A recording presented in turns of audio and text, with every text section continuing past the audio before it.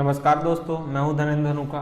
आज हम पढ़ने जा रहे हैं फार्म मैनेजमेंट। ठीक है, फार्म मैनेजमेंट जो सब्जेक्ट है या टॉपिक है, ये जो है इकोनॉमिक्स के अंतर्गत आता है या फिर प्रोडक्शन इकोनॉमिक के अंतर्गत आता है। तो ये जो सब्जेक्ट है, इसको स्टार्ट करने का ये मतलब था कि जो एग्रोनॉमी में जितने भी टॉपिक्स आते हैं, जैसे farming system, types of farming, ये सबको समझने के लिए आपको फार्म मैनेजमेंट को समझना पहले ज़रूरी है। ठीक है, तो फार्म मैनेजमेंट के कोर्स को हम स्टार्ट कर रहे हैं और आज की इस लेक्चर में बात करेंगे हम फार्म मैनेजमेंट के बारे में, इनके ऑब्जेक्टिव क्या है, इनके स्कोप्स क्या है और हमको क्या क्या इसमें जानकारी ज़्यादा ज़रूरी है एग्ज़ाम पॉइंट ऑफ व्यू से। इन सब को बातों को आज देखेंगे। स्टार्ट करते हैं हम फार्म मैनेजमेंट से। तो दोस्तों, फार्म मैनेजमेंट दो शब्दों से मिलकर बना हुआ है। पहला शब्द है आपका फार्म, दूसरा है मैनेजमेंट। ठीक है, पहला आपका फार्म, दूसरा मैनेजमेंट। यह फार्म क्या होता है? फार्म जो होता है आपके भूमि का कोई ऐसा टुकड़ा होता है जो फसल या लाइव स्टॉक के उत्पादन के लिए या सामान्य प्रबंधन के लिए ज़रूरी होता है और जो हमारे पास एक लिमिटेड रिसोर्सेज में ज़मीन अवेलेबल होता है, तो उनको हमको मैनेजमेंट करना है। तो ये सब जो मैनेजमेंट है, ये फार्म मैनेजमेंट के द्वारा हमको सीखने को मिलता है। ठीक है, फिर दूसरी बात करें तो जो फार्म मीन्स होता है पीस ऑफ लैंड, ये आपको पता होना चाहिए, जहाँ पर क्रॉप, लाइव स्टॉक, ये इंटरप्राइजेस, कोई भी इंटरप्राइजेस आप इसमें ले सकते हो। ठीक है, जिस पर स्पेसिफिक बाउंड्रीज होनी चाहिए। और फिर फार्म जो है एक सामाजिक आर्थिक इकाई है जो केवल एक किसान को बल्कि उनके परिवार को भी खुश रखने में या उनको जो है सोर्सेज देने में या हैप्पी रखने में जो है हेल्प करता है। फिर दूसरा है जो प्रबंधन का है, एक समूह है जो दूसरे काम से बाहर निकलकर हम जो है इसमें एग्रीकल्चर करते हैं या फिर हम कोई भी इंटरप्राइजेस लाइव स्टॉक करते हैं, वो सब क्या कहलाता है? आपका फार्म मैनेजमेंट के अंतर्गत आता है। फिर मैनेजमेंट क्या होता है? तो मैनेजमेंट को हमको समझना है। तो मैनेजमेंट क्या है? ये एक आर्ट्स होता है, getting work done out the other work in the group. ठीक है, एक ग्रुप में हम किसी वर्क को करते हैं, मैनेजमेंट करते हैं किसी की एक फील्ड का, वो सब मैनेजमेंट के अंतर्गत आता है। मैनेजमेंट इज़ द प्रोसेस, ये क्या है? एक प्रोसेस है और एक डिज़ाइनिंग है, मतलब हम किसी फील्ड को डिज़ाइन करते हैं कि हम कहाँ पर क्या फसल उगाना है, क्या करना है हमको फार्म में, कितने तरह के हम इंटीग्रेटेड फार्मिंग सिस्टम के यूनिट्स को लेने हैं, ये सब इसमें डिसाइड करते हैं। ठीक है, और इन्वायरमेंट को भी देखा जाता है इसमें कि इन्वायरमेंट को भी ज़्यादा नुकसान ना हो। ठीक है, और ये जो फार्म मैनेजमेंट का काम है इंडिविजुअल भी हो सकता है और एक ग्रुप में भी हो सकता है। ठीक है, तो इस तरीके के काम जो है हम करते हैं। फिर मैनेजमेंट का जो मुख्य की इंग्रेडिएंट जो होता है वो क्या होता है? The managers make a break a business. ठीक है, किसी भी बिजनेस को करने के लिए एक मैनेजर होगा। Management take a new dimension and importance in agriculture which is mechanised use a broad capital. ठीक है, किसी पूंजी को बनाने के लिए हम जो है मैनेजमेंट के की इंग्रेडिएंट को समझते हैं और इनमें क्या लेते हैं? हम डिसीजन लेते हैं। ठीक है, एग्रीकल्चर के अलग अलग सेक्टर को हम जो है इसमें डिफाइन कर सकते हैं। उसके बाद डेफिनेशन की बात करें दोनों के, तो farm management is the art of organization and operation of the farm successfully as measure by the test of profitableness. ठीक है, ये जो डेफिनेशन है इसको एड्रीव बॉस या SC ट्रायोलैंड ने लिखा था। ठीक है, तो ये डेफिनेशन काफ़ी इंपॉर्टेंट है फार्म मैनेजमेंट का। और फार्म मैनेजमेंट का डेफिनेशन ये कहता है कि किसी भी फार्म को ऑर्गेनाइज ढंग से या सक्सेसफुली प्रॉफिट कमाने के लिए हम उसको उस तरीके से डिज़ाइन करते हैं और उस पर हम एग्रीकल्चर करते हैं। ये आपका डेफिनेशन है। फिर स्कोप की बात करें तो फार्म मैनेजमेंट के 3 मेजर स्कोप होते हैं। पहला तो है फार्म मैनेजमेंट रिसर्च के लिए, फार्म मैनेजमेंट टीचिंग के लिए और फार्म मैनेजमेंट एक्सटेंशन के लिए हम फार्म को मैनेज करते हैं। इन तीनों उद्देश्य को पूरा करने के लिए हम फार्म मैनेजमेंट करते हैं। फिर इंपॉर्टेंस ऑफ फार्म मैनेजमेंट की बात करें तो ये जो है जनरली हम फार्म मैनेजमेंट क्यों कर रहे हैं? क्योंकि हमारा इनकम इंक्रीज हो।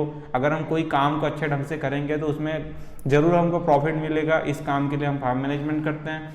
दूसरा है टेक्निकल प्रोग्रेस ऑफ फार्म।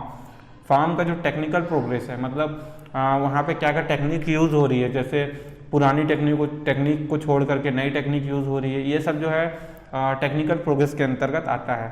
फिर आपका इंडस्ट्रियल डेवलपमेंट ऑफ कंट्री का जो इंडस्ट्रियल डेवलपमेंट है वो भी फार्म मैनेजमेंट से हो सकता है, क्योंकि हम फार्म मैनेजमेंट करते हैं तो एक इंडस्ट्री की तरह उसको लेते हैं और हमारा एक कंपनी वो बन जाती है और उस कंपनी में हम जो प्रॉफिट कमाते हैं तो वो हमारा इंडस्ट्रियल डेवलपमेंट भी कहलाता है। फिर हम फार्म मैनेजमेंट में आल्सो एजुकेशन टूल को भी अप्लाई करते हैं। एजुकेशन टूल्स का मतलब जितने भी पढ़ाई लिखाई से रिलेटेड, एग्रीकल्चर स्टूडेंट के लिए रिलेटेड जो भी काम है उसको हम इसमें लागू करते हैं। फिर हमारा ऑब्जेक्टिव्स ऑफ फार्म मैनेजमेंट है, तो ऑब्जेक्टिव्स में है टू स्टडी एग्जिस्टिंग रिसोर्सेज, जितने भी एग्जिस्टिंग रिसोर्सेज हैं उनके बारे में इसमें स्टडी करते हैं।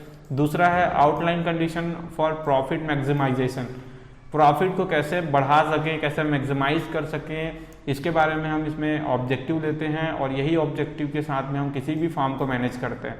फिर हमारा फैमिली सेटिस्फेक्शन भी होना चाहिए, फैमिली का जो रिक्वायरमेंट है वो भी पूरा होना चाहिए, इनकम का बराबर डिस्ट्रीब्यूशन होना चाहिए। अगर आपका कोई फार्म में कोई पार्टनर्स है तो उसका भी आपका बराबर का हिस्सेदारी होना चाहिए। उसके बाद to work out cost return of farm enterprises, ठीक है, तो ये काम किस पे करेंगे, कॉस्ट पर, और कॉस्ट लगने के बाद कितना उसमें रिटर्न आ रहा है, कितना इंटरप्राइजेस हमारा चल रहा है, ये सब उसमें ध्यान दिया जाता है और इसी ऑब्जेक्टिव को लेकर के फार्म मैनेजमेंट किया जाता है। दोस्तों हम आगे बढ़ते हैं और जानेंगे टाइप्स ऑफ फार्मिंग के बारे में। ये काफ़ी इंपॉर्टेंट टॉपिक है टाइप्स ऑफ फार्मिंग। इन्हीं टॉपिक को मैं डिस्कस करने के लिए ये बीच में आ गया था एग्रोनॉमी के, तो मैं इस टॉपिक को मैंने इस तरीके से समझाने की कोशिश किया हूँ आपको फार्म मैनेजमेंट के जरिए, क्योंकि फार्म मैनेजमेंट में भी आपको इन्हीं सब टॉपिक को पढ़ना है, इसलिए मैंने इस सब्जेक्ट में इसको इंटर किया हूँ। तो जानते हैं स्पेशलाइज्ड फार्मिंग क्या होता है। जब आपके फार्म में क्या होता है कि कोई स्पेशल टाइप के कल्टीवेशन आप कर रहे हो, जैसे यहाँ पर शुगर केन है एग्जांपल के लिए, कॉटन है, पोइट्री है, या डेयरी फार्म है, या वीट का कोई फार्म है, तो इस तरीके के आप किसी एक सिंगल इंटरप्राइजेस को ले रहे हो जिसका जो योगदान है 50% से ज़्यादा उस क्रॉप से आना चाहिए, 50% से ज़्यादा किसी एक इंटरप्राइजेस से आएगा, तो वो आपका क्या कहला जाता है, स्पेशलाइज्ड फार्मिंग कहलाता है। तो उम्मीद है इसको दोबारा समझाने की आपको ज़रूरत नहीं है, आप समझ चुके हैं। किसी एक इंटरप्राइजेस को, जैसे हम किसी एक इंटरप्राइजेस को जब बोल देते हैं, कहीं पर हम रास्ते पर जा रहे हैं तो हमको दिखता है कॉटन का एक पूरा फार्म होता है, या पूरा पोइट्री का एक फार्म होगा, या अगर उसमें कोई गेहूं लगा है तो गेहूं का पूरा फार्म होगा, तो वो एक इंटरप्राइजेस लेता है, कोई एक किसान होता है और उस तरीके से उसको मैनेज किया होता है कि 50% से ज़्यादा एक इंटरप्राइजेस से उनको पैसा मिले, ये स्पेशलाइज्ड फार्मिंग कहलाता है। दूसरा है इसके एडवांटेज की बात करें तो हमारा जो लैंड है, जो ज़मीन है, उसका बेटर यूज़ हो जाता है, हमारा बेटर मार्केटिंग स्पेशलाइज्ड हो जाता है, ठीक है। फॉर एग्जांपल इसके लिए हम देखें जूट का कल्टीवेशन कर रहे हैं तो हमारा पूरा जूट का ही कल्टीवेशन होगा, जूट से जितने भी आपके मनी या इनकम आएगा वो जो है इससे जूट से ही आएगा, उनके रेशे से आएगा, ठीक है।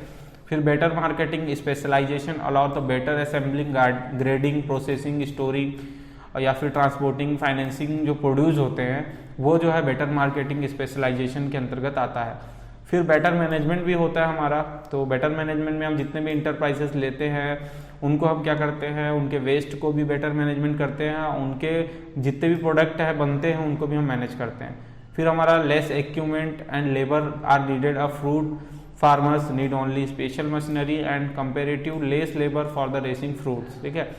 तो इसमें कभी कभी क्या होता है, हम ऐसे कोई फार्म सिलेक्ट कर लेते हैं, जैसे फ्रूट का कोई कल्टीवेशन कर रहे हैं या कोई ऐसा चीज़ों का कल्टीवेशन कर रहे हैं जिसपे सिर्फ स्पेशल मशीन ही लगेगा, बाकी लेबर कम लगेंगे, ठीक है, मशीनरी ज़्यादा लगेगा, लेबर कम लगेगा, ये इसके फ़ायदे हैं। फिर फिफ्थ फ़ायदा है कॉस्टली एंड इफ़िशियंट मशीनरी का यूज़ होता है इस पर, ठीक है। जैसे अगर वीट का फार्म कोई ले रहे हो तो आप वीट के हार्वेस्टर रखोगे, कंबाइन रखोगे और उसको मेंटेन करोगे उस फार्म को, ठीक है। तो ये इस तरीके के पांचवा फायदा है। छठवा आपका है efficiency and skill are increased, जो इफिशिएंसी होती है आपकी कार्य करने की, जो एबिलिटी होती है, जो क्षमता होती है वो इससे बढ़ जाती है और आपका नॉलेज भी इंप्रूव हो जाता है अगर फार्म मैनेजमेंट आप सीख जाते हो।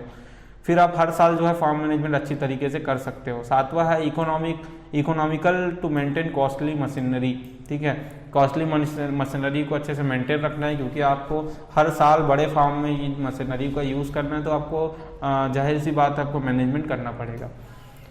फिर डिसवांटेज की बात है तो डिसवांटेज में ग्रेटर रिस्क होता है। अगर कोई क्रॉप अगर आपने एक ही सिंगल इंटरप्राइजेस ले लिया, वो क्रॉप फेल हो गया तो आपको बहुत बड़ा नुकसान हो सकता है, तो ये इसका सबसे बड़ा डिसवांटेज है। दूसरा आपका प्रोडक्टिव रिसोर्स जो होते हैं जैसे land, labour, capital are not fully utilised. कभी कभी क्या होता है पूरा यूटिलाइज नहीं हो पाता।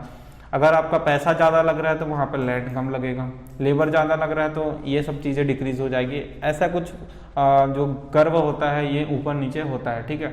उसके बाद थर्ड है आपका fertility of soil can not properly be maintain for lack of suitable rotation. ठीक है, बिना मतलब रोटेशन हमको करना जरूरी है। जब हमारा एक ही क्रॉप लगता है, सिंगल आप इंटरप्राइसेस लगा लेते हो, कोई गेहूं का या गन्ने का या केले का, पपीते का, तो आपका जो बाकी जो ज़मीन है वो यूटिलाइज नहीं हो पाता है। ठीक है, और जो है क्रॉप का रोटेशन भी नहीं हो पाता है। तो कभी कभी क्या होता है, जो सॉइल बॉर्न डिजीज होते हैं वो इफेक्ट कर जाते हैं। एक एग्जाम्पल के लिए हम बात करें चना की, चना का आपने बहुत बड़ा फार्म रख लिया, 3 साल बाद उसमें आ गया उकठा का रोग। उकठा रोग आपको देखने को मिल रहा है स्क्रीन पर। इस तरीके के रोग अगर आ गए तो इस तरीके के रोग जो है काफ़ी नुकसान कर देते हैं, पूरा प्लांट मर जाता है, हमारा कोई प्रोडक्ट नहीं आ पाता, कोई प्रोडक्शन नहीं आ पाता। तो ये भी इसके डिसएडवांटेज है। फोर्थ है by product may not be fully utilise for lack of sufficient livestock the farm. ठीक है, इसमें भी वही कह रहा है कि फुली यूटिलाइज कभी कभी नहीं हो पाता अगर आप लाइव स्टॉक कर रहे हैं या फिर और कोई काम कर रहे हो तो। फिर पांचवा है farm return in each are not generally received more than 1 year. ठीक है, आपको 1 साल से पहले उनका रिटर्न नहीं मिलेगा। आप जो भी फसल लगा रहे हो उसको 1 साल के बाद ही आपको मिलेगा या 1 सीजन के बाद मिलेगा। जैसे वीट का लगा रहे हो तो आपको पूरा 1 सीजन रुकना पड़ेगा, तभी आपको इकट्ठा पैसा आएगा। इस बात को पांचवा डिसएडवांटेज में कह रहा है। छठवा है आपका general knowledge of arms enterprises become limited. ठीक है, कुछ क्या होता है, इंटरप्राइजेस हमारे पास लिमिटेड होता है, उनके नॉलेज लिमिटेड होते हैं, इस वजह से हम उसको नहीं कर पाते हैं। फिर हमारा नेक्स्ट फार्मिंग है डाइवर्सिफाइड फार्मिंग। डाइवर्सिफाइड फार्मिंग में क्या कह रहा है, यहाँ पर आप इसके परसेंट को देखोगे तो 50% जो है आपका सिंगल इंटरप्राइजेस से कम आ रहा है। ठीक है, उससे कम आ रहा है, और दूसरा जो आपका इंटरप्राइजेस है उससे 45% आ रहा है। तो आपने क्या किया, जो फार्म है उसको डाइवर्सिफाइड कर दिया, अलग अलग भागों में उसको बांट दिया। हो सकता है आप कोई 2 इंटरप्राइजेस को एक ही साथ ले रहे हो, तो वो उस तरीके की जो फार्मिंग होती है वो आपका डाइवर्सिफाइड फार्मिंग कहलाता है।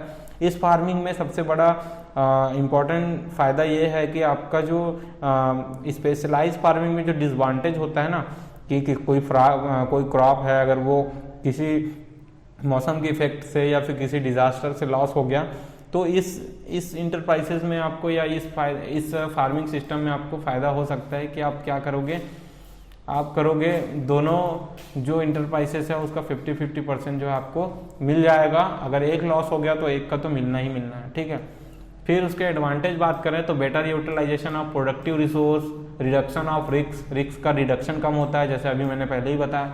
फिर रेगुलर एंड क्विकर रिटर्न आते रहता है आपके पास proper utilization of by product का भी चांस होता है। ठीक है, तो इस तरीके के फ़ायदे हो सकते हैं, इसको समझाने की ज़रूरत नहीं है आपको। ये रिस्क वाला मैंने समझा चुका हूँ, रिस्क कम हो जाता है और आपको रेगुलर इनकम भी आते रहता है, मतलब पैसा जो है रेगुलर बनता रहेगा, क्योंकि आपके पास इंटरप्राइजेस जो है 2 या 3 इंटरप्राइजेस को आप लेकर के काम कर रहे हो, इसलिए आपको पैसा जो है मिलता रहता है। डिसएडवांटेज की बात करें तो डिसएडवांटेज में सुपरविजन विल बिकम डिफिकल्ट। ठीक है, कोई भी अगर आप सुपरविजन लेकर चल रहे हो तो वो जो है थोड़ा सा डिफिकल्ट हो सकता है, क्योंकि आपके पास इंटरप्राइजेस 2-2, 3-3 है, तो आप किसी एक पर भी फोकस नहीं कर पाओगे ज़्यादातर। उसके बाद मार्केटिंग प्रॉब्लम्स भी आ सकती है आपके पास। अगर आपके पास 3 इंटरप्राइजेस है, आप मान के चलो पपीता, केला और आपने पोल्ट्री फार्मिंग कर रहे हो, तो पोल्ट्री फार्मिंग का जो प्रोडक्ट है वो तो आसानी से बिक जा रहा है, उसका जो अगर एग जो आता है वो आपका आसानी से बिक जा रहा है, लेकिन बाकी जो केला है या पपीता है उसका आपको अच्छे से मार्केटिंग नहीं मिल पा रहा है, तो ये जो है इसके डिसएडवांटेज हो सकते हैं। तीसरा है not economically to maintain costly machinery. तो इसमें हम जो है कॉस्टली मशीनरी को जो है मेंटेन नहीं रख पाते हैं, इकोनॉमिकली नहीं रख पाते हैं। ठीक है, मिक्स फार्मिंग की बात करें तो मिक्स फार्मिंग में आपने बहुत बार ये टर्म सुना होगा। इसका अर्थ होता है कि हम किसी भी फार्म में 2 से ज़्यादा इंटरप्राइजेस को ले रहे हैं, हम 3 या 4 इंटरप्राइजेस को एक साथ ले रहे हैं, तो वो आपका क्या कहलाता है, मिक्स फार्मिंग के अंतर्गत आता है। मिक्स फार्मिंग जो है एटलीस्ट 10% जो है gross income must be contribute by the live stock. 10% आपका लाइव स्टॉक से आना चाहिए, फिर बाकी कंट्रीब्यूशन जो है बाकी क्रॉप्स का या बाकी इंटरप्राइजेस से आ सकता है। फिर आपका एडवांटेज इसमें देखते हैं, तो एडवांटेज है मेंटेनेंस ऑफ सॉइल फर्टिलिटी को मेंटेन रख लेते हो आप, प्रॉपर यूज बाय प्रोडक्ट को, आप जिनके जो बाय प्रोडक्ट आते हैं एग्रीकल्चर के उनका आप यूज़ करते हो प्रॉपर तरीके से। जैसे एग्जांपल अगर इसको समझना है, आपके पास कोई पोल्ट्री का कोई फार्म है, ठीक है, प्लस आपके पास कोई क्रॉप है, तो आपने जो पोल्ट्री का जो डग आता है या फिर इसका जो बाय प्रोडक्ट है, ऑर्गेनिक मैटर है, वो इस क्रॉप में यूज कर सकते हो आप बाय मैन्योर के द्वारा, ठीक है। थर्ड है आपका फैसिलिटी इंटेंसिव कल्टीवेशन, फोर्थ है आपका हायर इनकम, और फिफ्थ है आपका milk cattle provide dropped animal, और सिक्स है आपका एम्प्लॉयमेंट टू लेबर, ठीक है। लेबर के लिए क्या हो जाता है आपके पास, जितने भी रिसोर्सेज हैं उनसे आपके पास रोजगार की जो सेवा है वो उत्पन्न होती है। तो ये इनके कुछ एडवांटेज है मिक्स फार्मिंग के।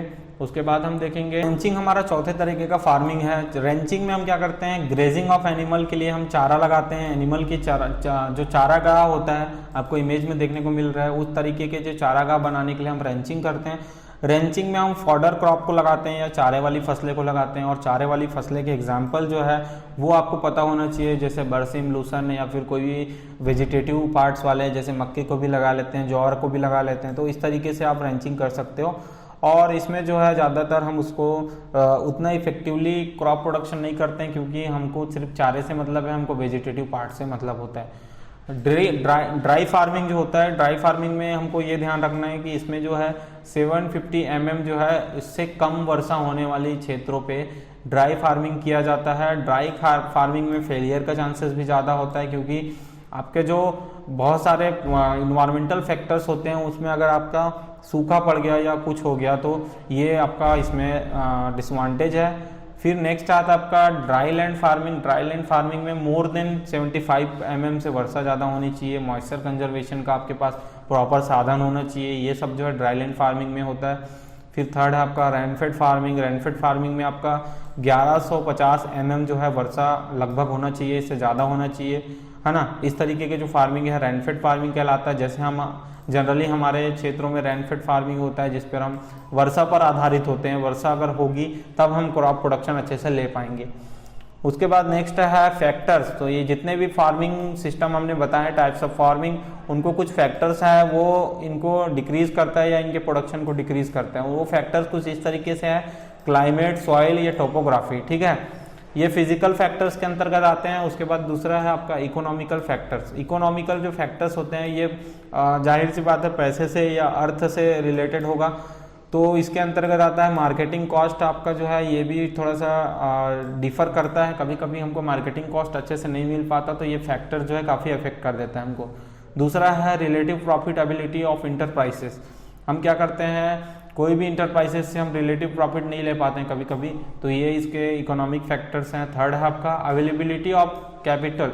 आपके पास पूंजी है या नहीं है, ये भी बहुत बड़ा योगदान देता है। अगर आपके पास पूंजी अच्छा है तो आप अच्छा मशीनरी, अच्छा टेक्निकल यूज़ कर सकते हो। फिर दूसरा है अवेलेबिलिटी ऑफ लेबर। अगर आपके पास लेबर अच्छा है तो आप जो है अपने काम में या अपने फार्म मैनेजमेंट में ज़्यादा सक्सेस हो सकते हो, और अगर नहीं है तो आप इसमें नहीं हो पाएंगे। तो ये फैक्टर्स होते हैं सब कुछ।